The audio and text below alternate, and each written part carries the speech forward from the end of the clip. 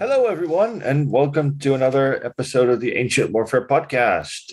With me today are Mark DeSantis, Murray Dam, Mike Cole, and Mark McCaffrey.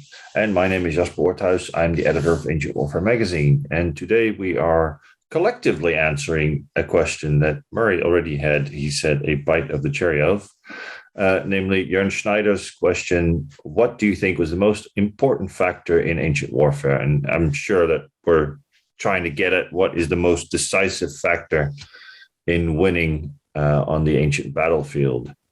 I have four people with me who all have strong opinions about that. So I suggest that we just take it one by one, and then maybe we'll have a short debate at some point, probably a lot earlier than we expected, because that's how it tends to go. Who wants to kick off? What is the most important factor on the ancient battlefield? Not Murray, because he's already had that cherry. Sure, I'll kick off. There's certainly a lot of critical factors here that I think should be discussed, but the one that I want to hammer on the most is unit cohesion specifically. And I want to apply that also to even dispersed formations, or what we call, light infantry, so skirmishing troops that don't necessarily are in lockstep like we would consider to be heavy infantry. There's a few reasons why this is critically important, right? One of the things, the first is just the simple basics of flanking and rear attacks in battle. In both the hoplite phalanx, the Pesityroi phalanx of the Hellenistic age, the Legion, the Polybian Legion. I don't want to talk about later formations because I get outside my area of expertise. The purpose of the formation, particularly in heavy infantry, is to make sure that an individual fighter gets to focus in one direction. You cannot fight in two directions at once. And I say this having been a reenactor and having actually had to do it. If you are focused on the person in front of you, on defending from their strikes and delivering your own, and someone is behind you or to your side, suddenly it becomes really, really difficult to do your fighting. And what that does is it makes the individual a lot less significant. Now, of course, there's a counter argument to this in Homeric and heroic styles of warfare where individual champions come out when you fight in dispersed war bands. I'm talking about, in the classical Hellenistic and later ages of later antiquity where these formations exist. And I do apply this also to Gallic war bands, right? Who I think are sort of misrepresented as lacking this kind of formation cohesion. But when those gaps appear in the line, right, when the formation becomes ragged, when people move out of step over broken terrain, when either wounds or casualties cause those rents to open up in the line, all of a sudden those gaps can be exploited. And we have plenty of examples of this. Pydna, of course, being the one that comes to mind immediately in Perseus's Antigonid phalanx. So the ability to stay together, right, and to fight as a group, it has, in addition to that, keeping your flanks and rear covered, it also has a morale benefit, right? And this is, I can say personally from being, there is nothing more terrifying than being in a combat scenario and realizing that you're alone. And not knowing where your comms are, not knowing where your command is, not knowing how you're going to get back. Look, fighting is incredibly frightening. I say this as a person who has done it. It's the scariest thing you can do. And there is nothing more steadying than knowing that someone's got your back. Someone's got your six, as we say in the American military, that you look to your left, you look to your right, and there's someone there. And I say this even in a modern context. It's a universal truth. So I do think that ability for formations to keep together is critical. You see this reflected. I think the listeners of this podcast are going to resonate with this. Look, this is a mechanic that's captured in every single war game that represents ancient battles, right? The best example I can think of this is the idea of cohesion hits in GMT's Great Battle series, which is probably the most famous hex and counter series of its type. Is that in the designer, I think it's Richard Berg, in the designing of that game, it was more important to him to represent the individual unit's ability to cohese, to stay together. I think I just invented a word there. I don't think cohese is a word, but Cohere, I think you're looking for. Cohere, thank you. Yeah, to stay together. But moving over broken terrain, for example, could cause cohesion hits. Trying to change formations or change direction could cause cohesion hits just as much as weapons could. And I really love that mechanic because it captured the thing that breaks a unit, right, and makes it combat ineffective. In that strategic model that drove that game, isn't necessarily the casualties, as a dominant factor, but casualties and the impact of casualties on cohesion, because individual warriors, what good are they? Some of that depends on the weapons system. An individual Roman legionary fighting with a short sword and a large shield is obviously a lot more effective than an individual Pesatiros fighting with a 21-foot sarissa. You're a lot less effective on your own. But I still maintain that cohesion is relevant. One more point on that. This is relevant also for light infantry and dispersed formations, right? When you're fighting as swarms, when you're fighting as mountaineers, when you're fighting not necessarily in lockstep, for the reasons I've said, you still need to present a united front. You still have that morale and command control factors that play into it. That's it. We're solved. Everybody's just fallen silent. There was going to be an edited volume on unit cohesion in the ancient world. Which is an interesting thing because it's like many terminologies about the ancient military. It's not something that the ancients talk about in the same way that we like to talk about in terms of like combined arms. No ancient author talks about combined arms. They'll anecdotally betray that archers, cavalry, infantry mixed together and fought together, which we then identify as a combined arms philosophy, tactic, And I think the interesting thing about unit cohesion is similarly, we can see the factors of unit cohesion within ancient military formations, but the ancients do not talk about them in the same manner. And that the as you were saying, that the death knell to a heavy infantry formation is gaps in the line. And the interesting thing is that what the ancients talk about is, when you go back and read Tyrtaeus, it's about doing your duty, not the camaraderie of the men around you, or the knowledge that they have your stick, so to speak. And it's an interesting sort of lens through which we look at ancient warfare, which we can't help but do. But it's also interesting that not that the ancients are grasping at what we have come up with a term for.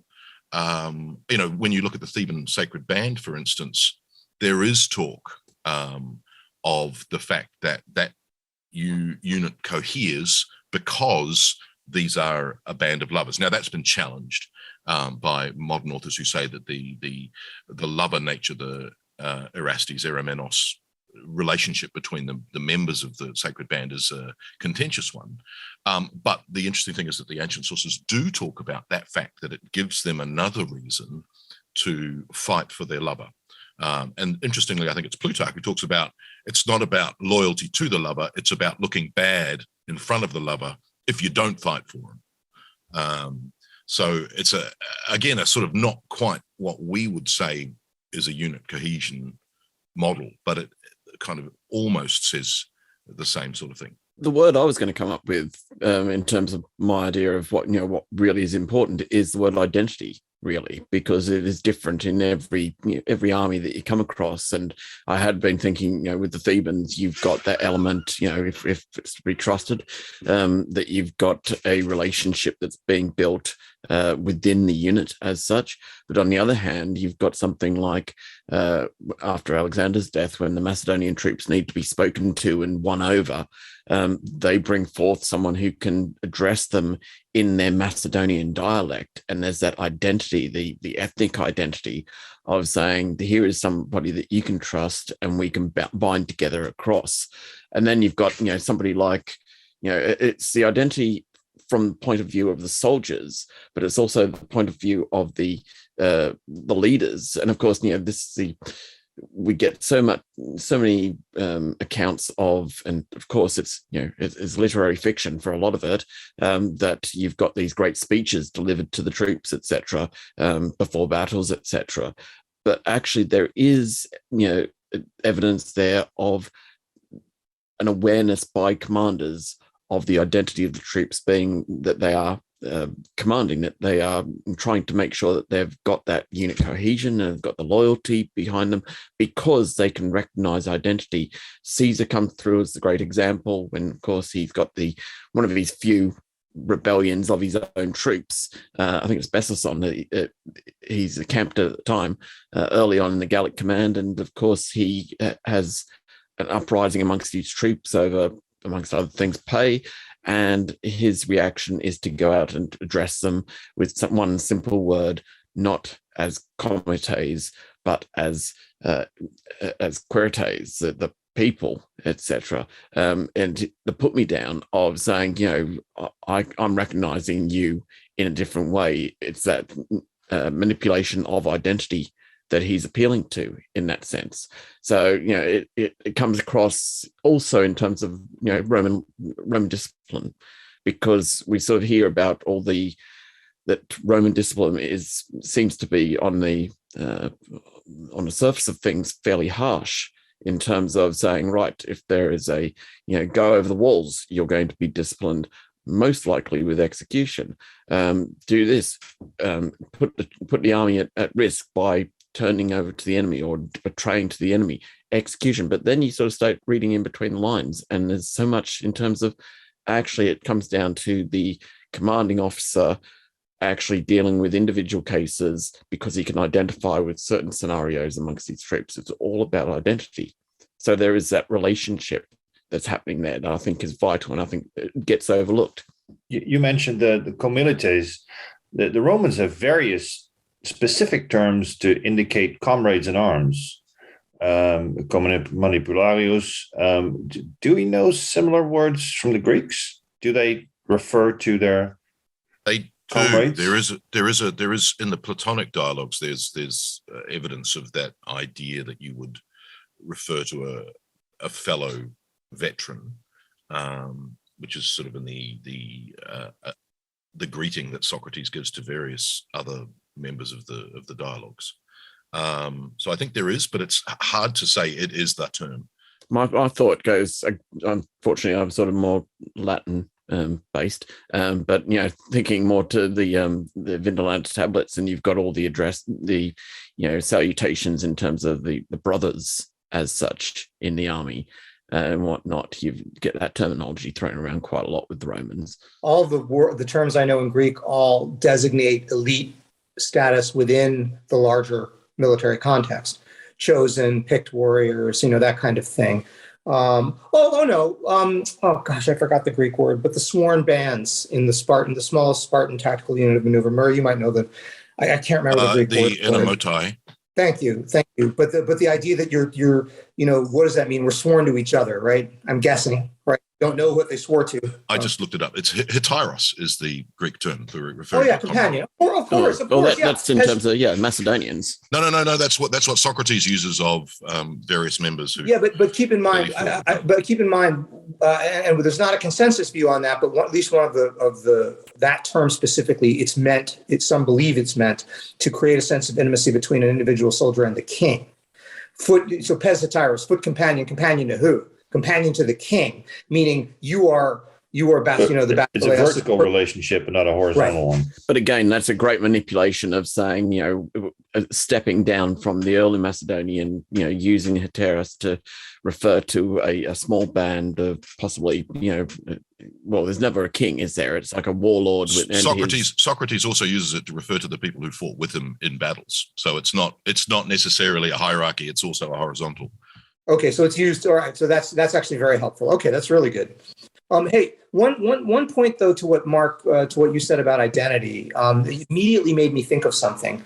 When you read Herodotus, and not just Herodotus, when you read every source and they're describing troops, Herodotus has his famous ship list. I think it's around like 7-125, where he goes through all of the different types of troopers in Xerxes' army and describes specifically these guys have used crane skins instead of shields, and these guys, right?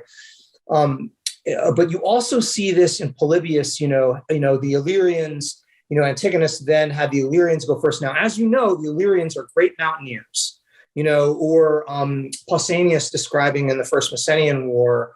They were great. I can't remember the name of the specific which battles. The Battle of Methone, I think. They were great mountaineers, and they wore the hides of wild beasts. The point is that I see this over and over and over again in the sources. Is that when a source is trying to describe a specific contingent within any military context, they're differentiated and identified visually, and then they have a capability, right? It's like they're war gamers. Right. Well, So war gamers love this, right? Because, but But when I think of that from the context of like, what are they doing there, right? And I think it's that identity thing. I may be stealing your thunder now, so I'll actually just touch on this very briefly and shut up. But I've seen this in you see this in the modern American military. I'll never forget in Iraq, all the National Guard units, for example, we called them the Seahawk with a Reebok. It was the Seattle National Guard unit that was down there. It had the Seattle Seahawk, and then it had some weird shape underneath it that looked like a sneaker.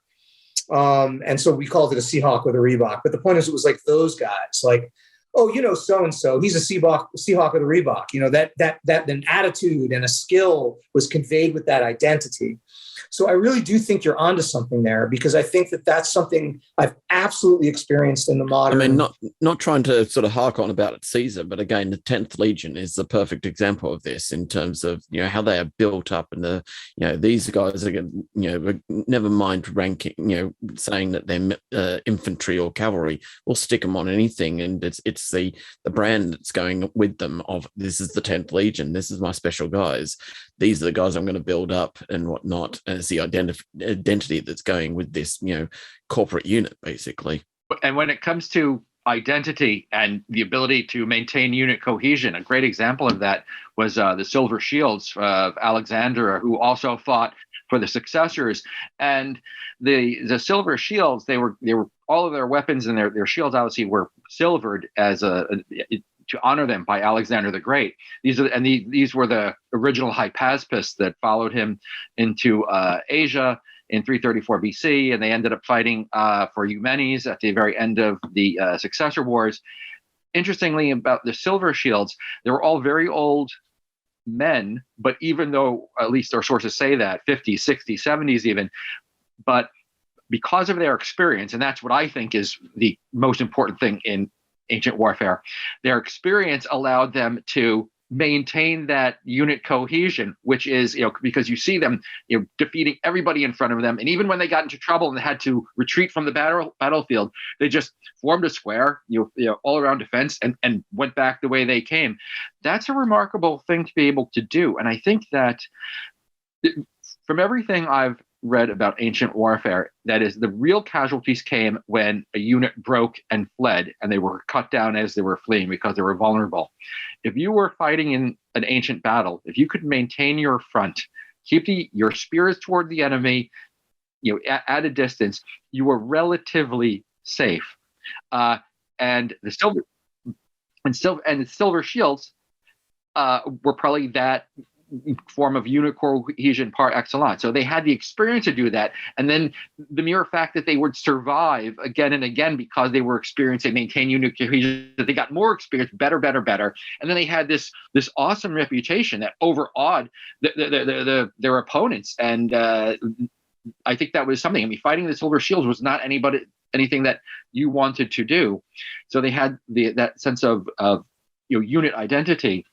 And we see that also experience with flowing through other parts of ancient warfare. So, for example, Caesar mentions how experience is the best teacher. He's talking about his legionaries at the siege of Massilia in 49 BC, and how they just knew what to do because they had done this before, and they were able to figure out what would be the best way to fight the enemy. And Caesar also had an advantage against the Pompeians early in the Civil War because he came down into Italy with all of his experienced battle-hardened Gallic veterans, whereas Pompey was trying to raise troops, sort of from scratch. And at least initially, that was a problem for him. And one of the reasons why Pompey eventually crossed the Adriatic and left Italy to Caesar.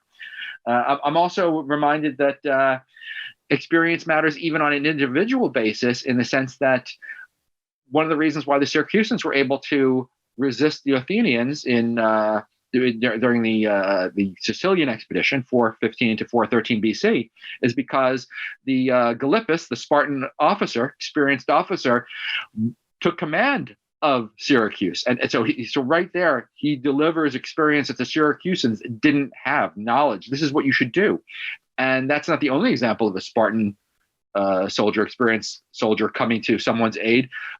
Immediately after the Battle of Ecnomus, 256 BC, and 255 BC, a Roman army lands in North Africa and is threatening Carthage. And Carthage, very desperate, they hire Xanthippus, an experienced Spartan officer who retrains their army, teaches them how to fight the Romans. They go out to fight the Romans in battle and crush the Romans. And whatever strategic momentum the Romans had garnered from winning the Battle of Ecnomus, which was the great naval battle, ended right there. And Carthage was saved. So experience matters both in a corporate sense, a whole unit, and also it can be matter in an individual sense of what kind of benefits that an individual would bring to an army. We've had unit cohesion, Mike, that sort of amazed everyone because the conversation fell silent. But then we had identity from Mark that brought up a whole chorus of agreement. So maybe that's a stronger point. And then now other Mark has suggested that experience is really the underlying factor that binds us all together. And now we've been quietly joined by Lindsay Powell, whose internet suddenly decided to cooperate. And I'm saving the best for last, Murray. Lindsay, what would you like to throw in the pot here? In a simple word, leadership, generalship. Without a leader or generalship, you have an armed rabble. An army which has had weapons but no leader is not going to achieve very much. So I think what's very interesting is that a consistent attribute of all ancient armies is that they have very clear command structure most of the time. And what's interesting about that is that each civilization, each culture shapes that according to their cultural dynamics and so on. So the Greeks clearly have a slightly different approach to that than the Romans, but the Romans within their own period change that. So, for example, the period I'm most familiar with is the early imperial period. So what's significant about that is that you would have nominally a commander who's we would now call an emperor in charge. But in fact, in terms of warfare, it's not often you see the emperor taking to the field, with exceptions like, for example, Trajan. But most of the time, it's a delegated role. So the generalship, in fact, is a legatus, which is interesting because we take that word legate to be delegate in the sense of it's the passing down of decision-making powers through the organization to be able to get things done, get work done effectively. So in its purest form, leadership sets the tasks in terms of what needs to be done. You can describe it as strategy, you can describe it as tactics, if you will, but it's delegated all the way through the organization. But it's the person at the top who sets that direction. It's the general, it's the commander, and they have all sorts of titles, as you're only too well known. I just wanted to harken back, but I don't know if anybody mentioned it. Someone was talking about how you address soldiers. Did anybody mention what Augustus called his soldiers? No? Okay, so if you read Suetonius' Life of Augustus 25, he said, after the civil wars, he never called any of the troops comrades, comilitiones, either in the assembly or in an edict, but always soldiers, milites. And he would not allow them to be addressed otherwise, even by those of his sons or stepsons who held military command, thinking the former term too flattering for the requirements of discipline, the peaceful state at the time, and his own dignity and that of his whole set. So in his way, he needed to keep distance. And that's another, I think, vector of generalship. In fact, it's having that respect for rank and order all the way through. And I think it's very interesting how when you compare the different armies, the way that the charismatic commanders cut through that. So somebody mentioned in the discussion, Caesar, for example, is notorious. He'll be on the battlefield, he'll charge in the front line and he'll be rallying his troops and all the rest of it. Other Roman commanders would never deem to do that. I mean, that's not what they do. But it seems to be the successful and charismatic ones are demonstrators of a very hands-on kind of involvement. So that's my contribution. I think it's generalship. Lindsay, just a quick question. I was just going to ask a quick question in relation to what Augustus calls his soldiers. In the Res Gestae, he talks about classes mea, my fleet. Does he also talk in the same way about the legions? I don't know that that's actually necessarily mentioned, but of course the way he looked at it is that they would have been his legions. Yes, because there's a famous sacramentum, but they in fact do swear an oath to serve him, which later on becomes an oath to the consuls and to the Res Publica and all the rest of it. But there is the sense of they look to him as the focal point. And of course, that finds its origins back with Caesar, Crassus, Pompeius, and all the others. It's not something that he necessarily conceives, and that's part of Augustus's genius in the sense that he just kind of borrows other people's ideas and refines them a little bit, and then repackages them, and everybody thinks, "What a clever guy!" But I do think it's interesting. Yeah, well, but what's very interesting is apparently, but for example, so Augustus was called the milites, I think it was Mark you mentioned about quirites. That's what Caesar would prefer. He actually identified with them as a sort of kinship, and the difference is that Caesar was a battlefield commander, Augustus was not. And the thing that made, I think, Augustus was successful, he knew the limitations of his abilities as a battlefield commander. In the end, I think around about the 30s, going into the Iberian campaigns of the 20s BC, he decides he's not going to do it anymore. He delegates it completely to Chrysius and all the other generals in the field. And at that point, it's all delegated to people. And I think he sees, in terms of optics, his role is different now. His battle army group commanders, and it's interesting to think that the Roman army is not a big cohesive monolithic thing called the Roman army. It's the army of Mauritania, it's the army of Britannia, it's the army of wherever it is, and it looks to its regional commander who has the delegated imperium from Augustus to be able to act as and when required. And of course, their job is to actually keep peace and quiet within their own province. And if they need to deal with pacification, they will deal with it. But their main mission is not to go fight wars. Mark, sorry. I was going to say, in terms of the leadership and whatnot, I would be saying in terms of identity of which I put forward before, in terms of the general or leader, or whatever, whichever position you're talking about, Greek, Roman, anything. It also comes down to that one word that the Greeks in particular like, and that is luck. Luck is what appeals to the soldiers at times. That is what makes for a lot of people a great general, someone they can put their trust in, and that building that identity of the lucky, Alexander, of course, throwing himself into everything just like Caesar does, putting himself out there and actually coming through because he's actually got you've got the balls to go through with it, and it comes off. And everybody can look at that and say, actually, the gods are with him on that day.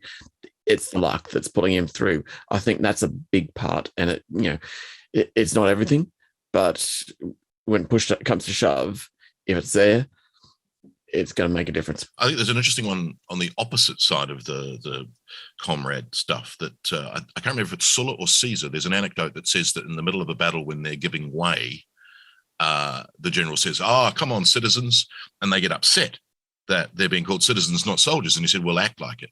So I think, we were talking before about how likely is it these long-winded speeches that all the historians are great at giving generals before battle, even mid-battle. Let's have a chat for an hour, which of course explains why there's maneuvers for 6 hours of the day. It's like, well, they spoke for 2 of them. But the pithy statement, almost every general has a one-liner at some point in some battle. It's the sort of thing that's going to be repeated by soldiers as well, isn't it? Yeah, really, really ear-catching, kind of like, oh, nice, oh, I like it. And we repeat them to this day. So, one more step for victory. Oh, that's supposedly Epaminondas at the Battle of Leuctra. So there's all sorts of them. And of course, they get misquoted and assigned to other battles. And you're like, no, I think that one was actually said way back at that other battle. No, it was there. So there's a fortune favors the brave. Whoever said that, really sure. Everybody's given that one. I just wanted to come back on the luck thing. So I'm looking at the Webster's Dictionary here. Chance considered as a force that causes good or bad things to happen. My contention is that a good general actually is in the risk reduction business. So in fact, chance will certainly be part of it, but his strategies are all about reducing the chances of failure. Right? So that's the difference between the mob armed with knives and daggers and spears without a leader who just chance it, as opposed to leaders who actually say, you do this, and that. Absolutely correct. And before I support that point, I want to support another one. Even in today's military, today's law enforcement, and today's fire service in the United States, at least, what do we say if someone's a problem child in our unit? We always say, "Oh, he's an individual." That's what we say. I was going to say he's a bad apple who spoils the entire barrel. No, yeah. What do you think? In Britain, they call it a loose cannon, but there we are. Yeah. What do you think? Hey, Mike, what do you think of the new guy? Oh, that guy. That guy's an individual. Like when we say that, like that's it. We know you're no good. So I really think that supports your point with Augustus not wanting to name his soldiers comrades. But I want to support your point on battle being in the risk reduction business. My first indicator that a commander is good when I'm going through the sources is they're avoiding battle. Battle is incredibly uncertain. It's uncertain even when the odds favor you enormously. And there's just legion examples of this.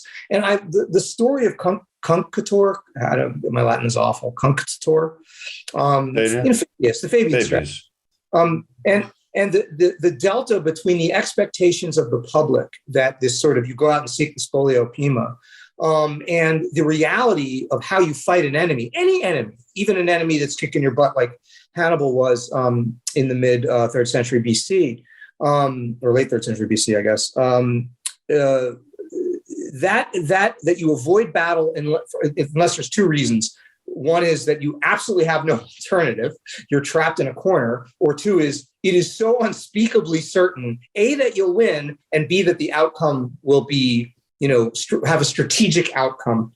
But I really do think that great commanders historically are commanders who avoid battle for that express reason. It is the most uncertain thing in warfare you can engage in. And in fact, if you think about the heart of Sun Tzu, the great military sort of strategist, if you like, the whole point of his writings is about many calculations, right? And in a sense, you have to factor in these things to the possibilities of failure. And in fact, Augustus had the rule of the golden fishhook, which is to say, he said that, for example, if you're going to go out in a boat and fish, right, and you're going to put a golden fishhook on the end, you are going to need to be damn certain that you're going to go and fish and find a really, really good fish, because the chance are you might lose the fishhook.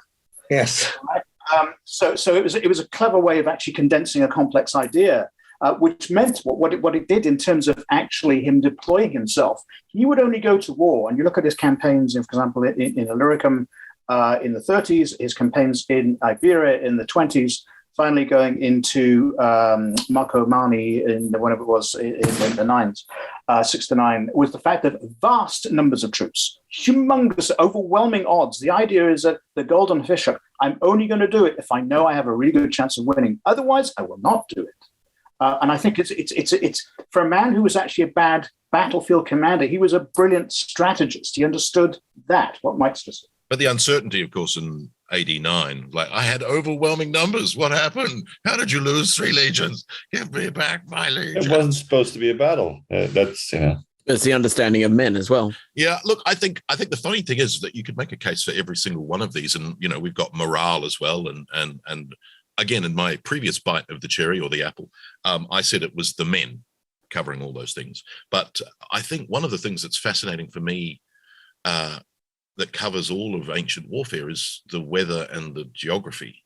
That the fact of the matter is that the reason that warfare developed the way it did in the parts of the world we study is because of the weather and the terrain, caused by the weather, I suppose, geology. You mean you put on a lot of bronze and you go stand in the sun? Well, no, the idea that you have long periods of post-harvest summer where you can, whereas in Northern Europe, there's a tribal warfare which is far less reliant on long periods of sunshine. We were talking off camera about the fact that Britain has developed, golf and cricket, the 2 sports that need 5 days to play it. But one of the things, of course, is that the idea of heavy infantry battle is a peculiar one, especially for Greece. That why are we developing a warfare that requires flat land, of which there is precious little in Greece, and yet there are also aspects of Greece that develop light armed troops who are good at mountainous warfare, whether it be the Illyrians or the Cretans or others. Thessaly developing cavalry is more understandable given the terrain. Chariots in the Near East, again, is more understandable. So all of those sorts of developments in warfare and how it evolves is reliant upon the geography in which those armies will battle. And it's partly to do with people agreeing. And we've talked before about, How is it that you actually fight wars? Why do two Greek city-states who've got these heavy infantry armies that have to agree to meet in a particular piece of land because there's so little land for them to fight on actually end up there and actually end up fighting when it's such an unsure outcome? And there is a recent trend that actually the Greeks avoided battle, and yet one of the major mainstays of ancient Greek history is we study it through battles, and there are lots of them. So for a society that avoids battle, there are a lot of battles they didn't avoid. And I think there's also that idea that, it is a crux point. You can change the world on the field of battle, whether it be, the Battle of Leuctra, or whether it be the Battle of Chaeronea. These things change the world in an afternoon. So the interesting thing for me is that all of those things, how armies move and why they meet, is all about geography. The reason Thermopylae is defended multiple times is because of its nature as a pass. The reason there are multiple battles at Chaeronea, at Mantinea, the plains of Boeotia, because they're the only plains around. That's where the armies have to fight, because that's the only flat ground. And similarly, when you start to look at, the geography of regions, whether it be hills or rivers or river valleys, that's the way armies are going to march. They're forced to come that way. One of the big things, of course, about Hannibal arriving in Italy is he did something that no one expected him to do in terms of crossing the Alps. That's not where he was expected to be or attempt. There are several battles where that kind of unexpected brilliance by a general or an army, Caesar's rapid marching down the entire Italian peninsula, Belisarius landing in North Africa and marching 10 days to Carthage and destroying the Vandal Empire in less than 3 months. That's crazy. So all of those sorts of things are dictated by geography and the weather, really.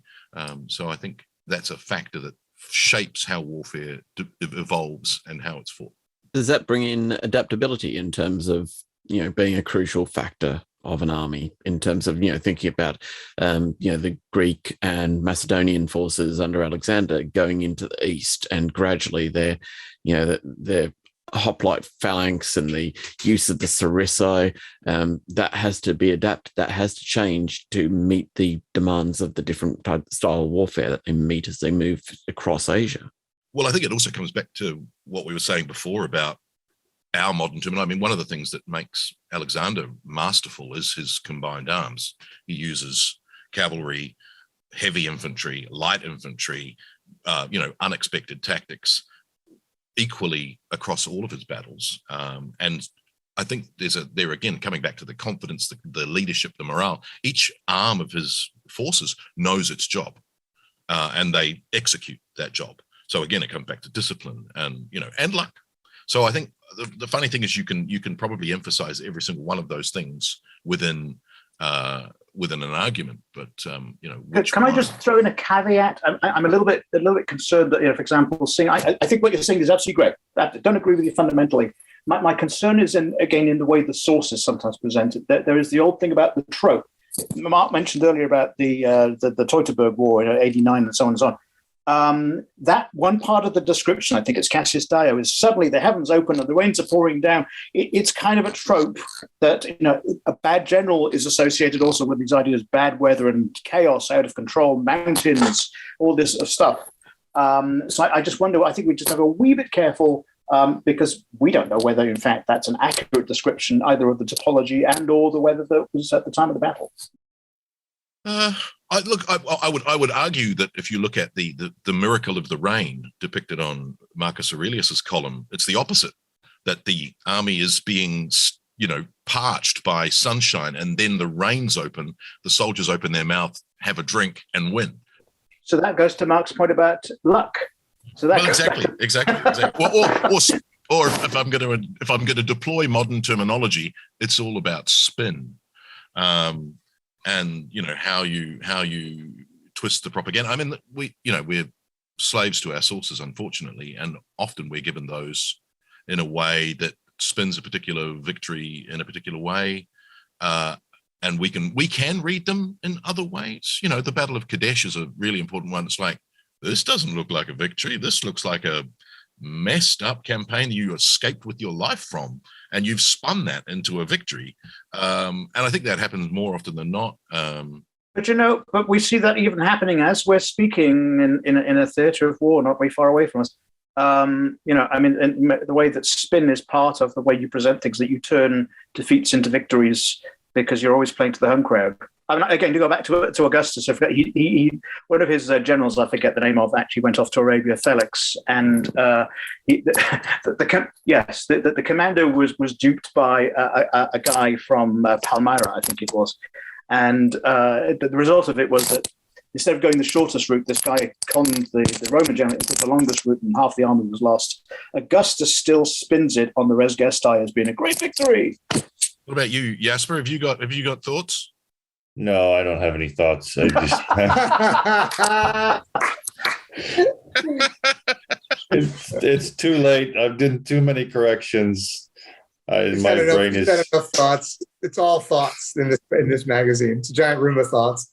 Exactly, but it is interesting to consider that how all these factors interplay, and it's probably impossible to indicate whether the vertical relation or the horizontal relation or the external factors, as Murray mentioned, are. But it is actually interesting that if certainly the first half of this debate, it was all about how does this army work and act together. I mean, if this was a different war in a different time, we might have talked about equipment and methods of training, and that's actually kind of interesting to note that has not been. We've not talked about, the gladius and the scutum and the sarissa as decisive factors, but it's the guy who wields it. If I could suggest an honorable mention for important things, I would also suggest logistics. That is, many of the most successful armies of the ancient world had extremely good supply, troops and systems. And I think that's one of the reasons why the Romans were so effective. Alexander the Great kept his forces supplied. When all is said and done, troops have to eat. They need, various things replenished, and that matters. So I'll put logistics in there for something, as an so it honorable occurs to me is I'm hearing all these wonderful ideas and maybe not so many great ideas coming out of our editor-in-chief here. I'm the editor. I just have to put them together. That's what I do. He's Augustus-esque, letting us, delegating authority. All of the things that we've discussed here all have a role to play in varying degrees, and of course their context as well. So any particular battle, any particular situation or enemy will bring in different elements and different proportions. And isn't that what you do when you play games? And you're on the desktop. Yes. In fact, yes. So you're simulating those exact things on a green felt tabletop. I thought gaming was all about knowing the cheat codes. Am I wrong? That's video gaming. But in seriousness, Lindsay, one of the things, so this is an argument I often have with my friends in academia, is I really want both, I made no secret that I want to advance both academia and wargaming both as tools for studying the ancient world, and consider those to be citable, legitimate tools, right? I want them to gain wider acceptance in how we ask and answer questions about ancient warfare. And that is one of the things I'm constantly advancing about war games, is that that is what that is. It's an ability, you set a model, right, to try to factor in all of these things. And it begins with a conversation like this, identifying what the factors are. And then you find a way to gamify that, right? Systematize it so that you can run a model on it. So I think that's exactly correct. And I think that ultimately, and Philip Sabin, obviously, I think he's the first author I can think of in his Lost Battles to really take that seriously and really think about how are we going to study history through this lens. Maybe I may be getting out over my skis and saying he's the first one to do it. He's the one that I am most familiar with. There may be I just think it's very good in a sort of funny way. It's what the ancient Greeks, or probably more than the Romans, did when they were trying to conceptualize things like generalship and leadership by looking at individuals, by trying to drill down what was the essence of this that made him so special in this or a failure in that. And I think it's interesting that you talk about the gamifications. even in business, and I worked a very long time in a large multinational company, these were the sorts of tools being adopted from the military. So you do scenario planning, you do strategic planning, you try to anticipate, if you do this, the competition will do that. In another world, we do this, the enemy will respond this way. We don't use those kinds of terms, but a lot of business and marketing and sales terminology is borrowed straight from warfare. Mostly Sun Tzu. Interestingly, of course, we haven't given the reason that the ancients would have given, which of course is that we propitiate the gods correctly, which reminds us that it reminds us that we aren't the ancients. Our way of thinking about things is not the way that they think about things. We haven't conducted the correct sacrifice to the correct god at the correct time in the correct way, and that was a much more important factor to the ancients than we. Well, it's actually what Lindsay mentioned, those ideas about thinking about. I mean, that this is it's not just your hobby horse; it's almost your PhD horse, Murray. How to teach yourself how to be a good general. They go by examples, and that's almost like we have lots of examples of stuff that worked at some point or didn't work at some point. But it's kind of like you have to figure out, what kind of abstract teachings to take from that. Yeah, that it's basically what's expedient in the moment and make it work. Because you can find anecdotes that contradict one another. I can't remember who brought up the Sarissa and the Gladius. It was you, Jasper. I love that this group none of us brought that up, right? So I do think that in early military history, I think around the days of C.W.C. Oman and Walter Goffert and like sort of the people who were graybeards when I was first studying it, there's this sort of technological determinism, right? There's this idea, and I think of it more in a medieval context, right? The gun was invented and that's it for knights, right? When of course the answer is just like wildly more complex and actually has very little to do with the guns. And in fact, armor was proof against guns and knights were carrying guns. And that's just a 17th century example. There's plenty of examples of the Sarissa as spelling the end of hoplite warfare, the Legion spelling the end, like that technological determinism, that idea that it is specifically military technologies that do it. Really, I think it's easy for us to forget in 2022 how dominant that was in historical discourse. And it's something that I'm very proud of the field of historians for moving away from it. And I'm really psyched that this group in particular clearly is not into that, because that was not brought up at all. So I'm yay to not being into technological determinism. Well, and on that collective pat on our own backs. Nice. Thank you very much. And I will see you again soon.